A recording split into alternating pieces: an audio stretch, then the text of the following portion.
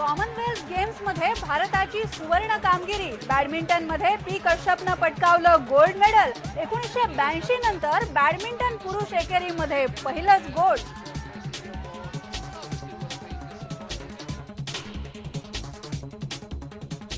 Glasgow मध्ये भारतावर ओढवली नामुष्की। दारूच्या नशेमध्ये गाडी चालवली म्हणून आयओएच्या अधिकाऱ्याला अटक, तर कुस्तीच्या पंचावर लैंगिक छळाचा आरोप।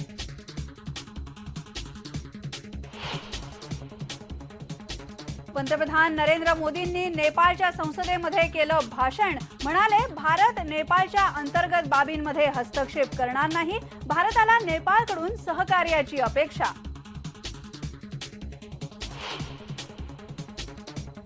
नारायण राणे आणि मुख्यमंत्री पृथ्वीराज चव्हाण एकाच व्यासपीठावर। मराठा आरक्षणावरून दोघांनीही केलं एकमेकांचं कौतुक।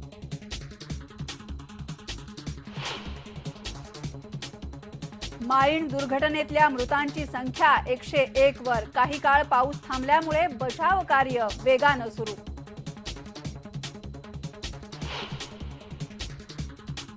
बिहारमध्ये कोसी नदीला पूर। 8 जिल्ह्यांना सतर्कतेचा इशारा। मदत छावण्या उभारायला सुरुवात। आतापर्यंत 44,000 जणांचं पुनर्वसन। मुस्लिम समाजाने जे काही सहनशीलता दाखवली, अशा प्रकारची सर्व समाजाने जर दाखवली तर खऱ्या अर्थानं ही मैत्री सफल होईल असं मला वाटतं। आणि सोलापूरमध्ये साजरा झाला अनोखा फ्रेंडशिप डे। फेसबुक प्रकरणावरून बळी गेलेल्या मोहसिनला दिली श्रद्धांजली। हिंदू मुस्लिम ऐक्यासाठी काम करण्याचं आवाहन।